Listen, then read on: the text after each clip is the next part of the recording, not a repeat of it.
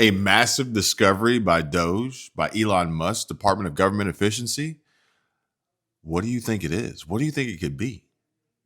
And then the president on Thursday told us that there was an incredible discovery that the DOGE team had made. He called it horrible and incredible. Can you reveal that yet? Give us details on what it was about? There has been a discovery. I hate to leave you hanging on a cliff, but I don't want to get ahead of the president on that. But I can confirm there has been a discovery. It's just not quite yet ready for release. Sure. Horrible, and incredible. A discovery that the DOGE team has made. Maybe. What was this? Devory Darkins posted this one that says, wow, DOGE has found that the government gave illegals work authorization paperwork just a few months after filing for asylum here in the U.S., allowing them to work in this country for years before their legal hearing. The immigration department mailed them a social security card without any interview or identity verification. And it gets worse. Fox to reveal what's really going on. DOGE exposed our immigration asylum disaster. That was the tip of the iceberg. Now, here's the story. DOGE has found that immigration gave a work authorization document to illegals just 5 months after they filed for asylum. That document allowed them to work while they waited to hear whether their asylum request had been accepted or denied. So they could work as an illegal, knowing it would take years before their case was heard. The immigration department mailed them a social security number. No interview, no proof of identity. Just put it in the mail. Here's your number.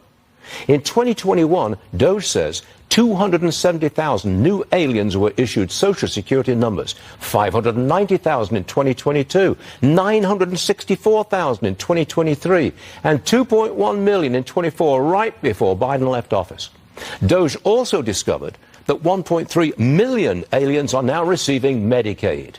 Millions received driver's licenses, some registered to vote, and DOGE says some actually did vote.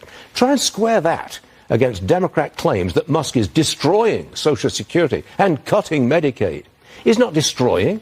He's weeding out people who don't qualify. Who is really guilty of misinformation in this case? It is not Elon Musk. Peter Navarro on some of these tariffs. Musk actually referred to Navarro today as being, quote, dumber than a sack of bricks. Are you at all, or is the administration, the president, all concerned that this is maybe impacting the public's understanding of these tariffs? It might be messing with the message on it? No, look, these are obviously two individuals who have very different views on trade and on tariffs. Boys will be boys, and we will let their public sparring continue. And you guys should all be very grateful that we have the most transparent administration in history. And I think it also speaks to the president's willingness to hear from all sides, that he has people at the highest levels of this government in this White House who have very diverse opinions on very diverse issues, but the president takes all opinions in mind, and then he makes the best decision based on the best interests of the American public. Deanna. Dumber than a sack of bricks. The only thing impacting the public's understanding of these tariffs and messing with the messaging or causing any real confusion is, in fact, you, ma'am. Mainstream media, the lies, the propaganda, the BS, the fake news that even CNBC reported, causing the S&P 500 to just shoot up, skyrocket, boost, even with another today mention of a 90-day pause, trying to reintroduce the same scheme and plot that occurred yesterday. Oh, wait. And then there's this story here about Bill Gates. Quick show of hands. How many of you think Bill Gates is a giant piece of fucking shit? Asking for a friend. In just the past 10 minutes, we're hearing from Microsoft as it now halts plans to invest $1 billion here in central Ohio. The company had planned to build 3 data centers in Licking County, in New Albany, Heath, and Hebron. But now 10 TV is learning those plans have changed. 10 TV's Carla Rogner is live in New Albany with what we're hearing from city leaders. Carla?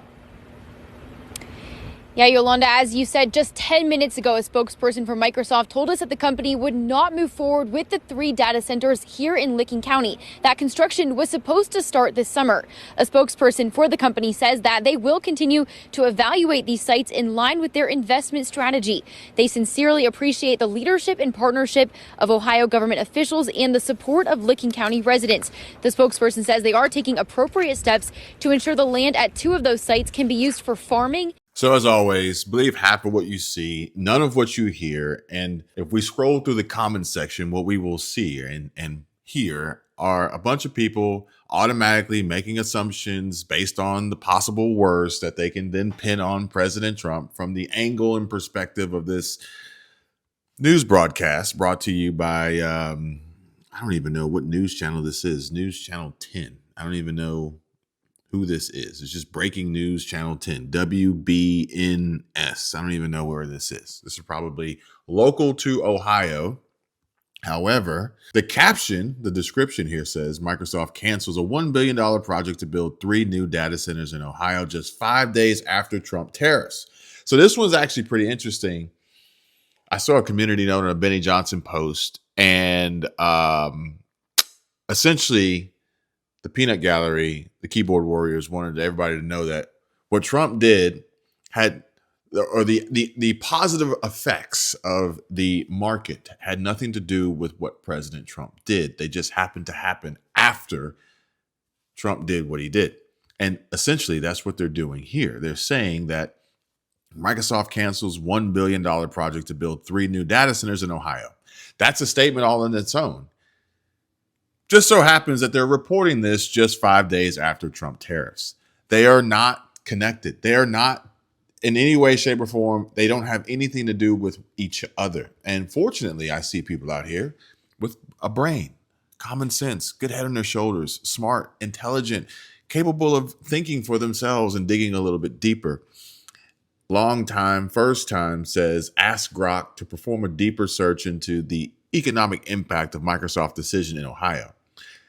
Analysis confirms job loss, less than 1,000, and $150 million impact are reasonable estimates. I encourage you, everyone, to, as always, continue to do your own research and please share any new info, for which I did myself. And I'm going to share that with you. But I also want to point out that there was an important message at the end of this news report. That construction was supposed to start this summer. A spokesperson for the company says that they will continue to evaluate these sites in line with their investment strategy. They sincerely appreciate the leadership and partnership of Ohio government officials and the support of Licking County residents. The spokesperson says they are taking appropriate steps to ensure the land at 2 of those sites can be used for farming. Oh, now they're going to use them for farming. Now they're going to use the land for farming. Oh, got it. Let's just try to throw Trump under the bus while we can, when Microsoft and Bill Gates were already planning on using this for farming. How many of you are thrilled about that? Bill Gates being involved in farming. And then I see this post from Brandy that says, or at American Mama 44, I hate to burst your bubble. However, I live in Ohio. They decided to halt this project long before tariffs were announced. It started before the election. Union workers were told not to come back to the job site in October, November of 2024 due to the cost of building the facility exceeding what was expected. This report is biased and a lie. Good try, though. And then the president on Thursday told us that there was an incredible discovery that the DOGE team had made. He called it horrible and incredible. Can you reveal that yet? Give us details on what it was about? There has been a discovery. I hate to leave you hanging on a cliff, but I don't want to get ahead of the president on that. But I can confirm there has been a discovery. It's just not quite yet ready for release. Sure. But the question still remains, what was the incredible and horrible discovery made by DOGE?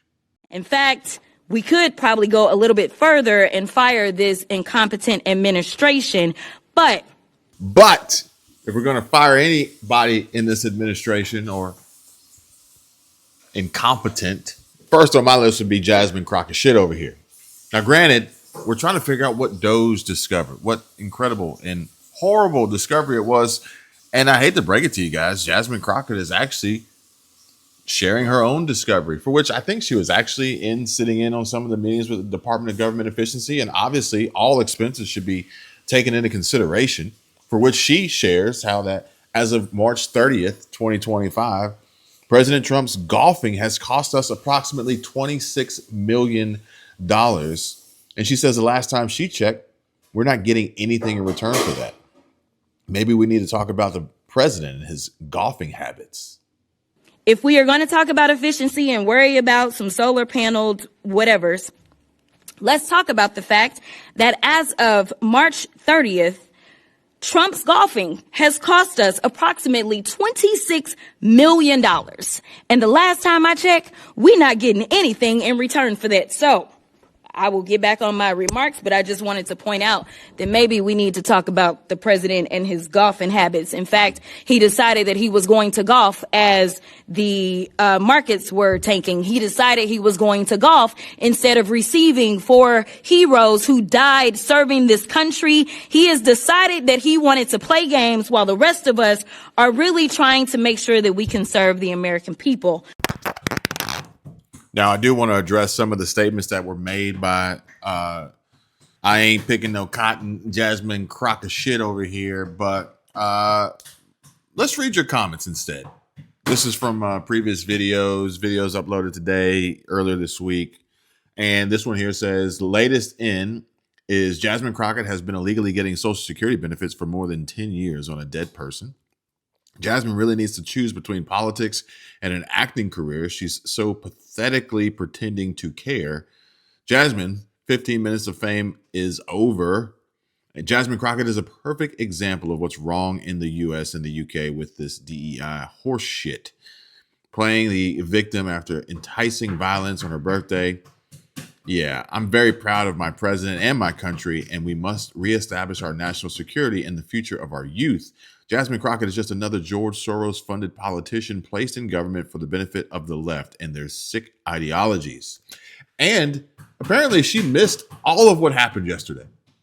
I think there was this concern among some folks that Donald Trump would come in for a second term and kind of be a lame duck. He ain't no lame duck. If anything, he's a soaring eagle. What am I talking about here? Let's talk about Trump executive orders in 2025. He's already signed 111 so far. That is the most at this point in a presidency in at least 100 years. In fact, it's the most in any single year, and we're only in April, since Harry S. Truman in the early 1950s. The bottom line is whether you like Trump or you don't like him, you can't say that he's come in and not try to deliver on what he at least believes was his promises on the campaign trail, and he's doing so in historic fashion.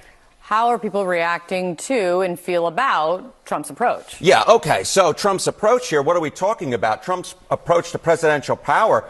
I think the American people recognize what he's doing here is completely different. We're talking, get this, 86% of the American public believes that Trump's approach to presidential power is completely different from past presidents, compared to only 14% who believe it is in line with precedent. And we're talking about at least 79% of Democrats, independents, and Republicans. So again, you can agree or you can disagree with Donald Trump, but what you can't disagree with is that he's doing things very differently. I have used the Frank Sinatra quote before. He is doing it, quote unquote, my way, and that is what Donald Trump has done throughout both of his presidential terms, and he's certainly doing that, Kate Baldwin, in term number 2. So completely differently, clearly they agree, but take it a step further? Do the people think he has too much, he's taken too much power? Yeah, this I think is the real question, right? You can believe that he's doing stuff completely differently, but do you think that he has a little too much power or not? And this is interesting. So Trump's presidential power is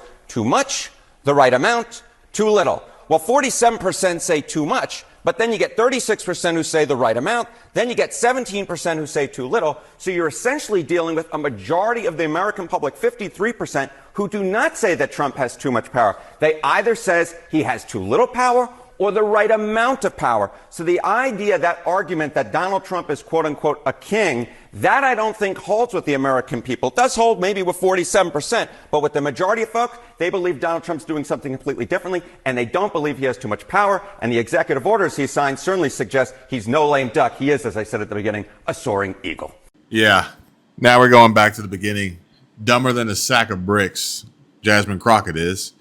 Sitting here hooting and hollering, screaming at the top of her lungs about President Trump, getting shit done, and scoring a few birdies, or better yet, eagle. He is an eagle. Yeah, a soaring eagle, more so, as CNN reports, believe it or not. And she's over here concerned about $26 million spent on President Trump playing golf, okay? And it's like, well, where does she even get this number from? Where does she even calculate that that's how much it costs? And Look, guys, Grok is an amazing tool. I encourage you guys to use it, if not for business, just for fun, for your own information. And I was wondering if she's just making this shit up. But apparently, this $26 million figure appears to stem from a HuffPost analysis based on Trump's first term, and then they calculated for inflation and just changes in actual costs to come up with this guesstimation of $26 million of taxpayer money spent on playing golf. And it's just like, well, if you think about it, if you really want to split hairs, if that's what it costs to make America great again, $26 million well spent, if you ask me. However, I can't necessarily say that I agree with $4.6 billion being spent on new office furniture in the past 4 years alone, yet practically nobody actually comes into the office to use it. I wonder what Jasmine Crockett has to say about that. I wonder if this was the incredible and horrible news that DOGE discovered. Here, watch. Since fiscal year 2021, executive agencies have spent more than $4.6 billion on furniture alone. That amount could buy 9.2 million American families a modest $500 kitchen table. And of course, workplaces need desks, chairs, and meeting tables. And it's true that beautiful spaces can make us more productive. But beauty at what cost and on whose dime? Do federal employees need 7 figures worth of abstract modern art to make government run? How did we get here? How did the Republican Party get here, Senator? How did we all get here? I mean, the whole debate is so fundamentally backwards and upside down. It's based. Yeah, how did we get here? Everything is backwards and upside down. It doesn't make any sense. And the Democrats and folks like Jasmine Crockett just really make me scratch my head and wonder, what the hell are they even talking about? Like, how can they even at any point in time? And honestly, I didn't think Jasmine Crockett was the worst. I actually thought AOC was the worst. And this one here from Town Hall says, "Holy hypocrisy. Alexandria Ocasio-Cortez, who despises the rich, is flying first class to rant about oligarchy on the taxpayer dime." A flight passenger dropped the best one-liner on this, quote, "fighting the system with one first-class mimosa at a time." Conservatives are laying into progressive Congresswoman from New York, Alexandria Ocasio-Cortez. The question here, is it fair that they're going after her over this? Take a look. She was caught on camera traveling first class on a JetBlue flight last month. She was on her way to Las Vegas to speak at a Fight Oligarchy event with Senator Bernie Sanders, events in which she has been railing against the wealthy elite. We are witnessing an oligarchy in America. When those with the most economic, political, and technological power destroy the public good to enrich themselves, a certain ugly kind of politics that at its core is about lying to and screwing over working and middle-class Americans. Other passengers told the New York Post this: "Nothing says power to the people like ignoring voters looking to say hello and reclining in first class while tweeting about income inequality." And AOC is fighting the system one first class mimosa at a time. What's your reaction? Is this fair ground?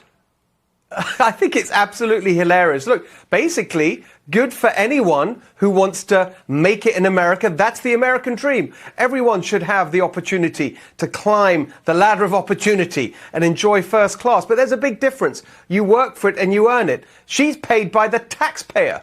She's not earning it in the way that the American dream is all about. And by the way, let's look at how Democrats are turning this into legislation. Right here in California, unbelievably, there's a bill to remove that Clear channel from airport security, where you can pay to join Clear and skip the line, as it were. They don't like that because it's unfair. So they're trying to take that away. Meanwhile, the champion of the left is enjoying these perks at the taxpayer's expense. It is absolutely unbelievable. But then I don't know what's worse. AOC knocking a few back, getting a little loose on that flight, more than likely. Who's paying for that? I wonder. Or Rand Paul running off at the mouth, talking shit about President Trump and tariffs.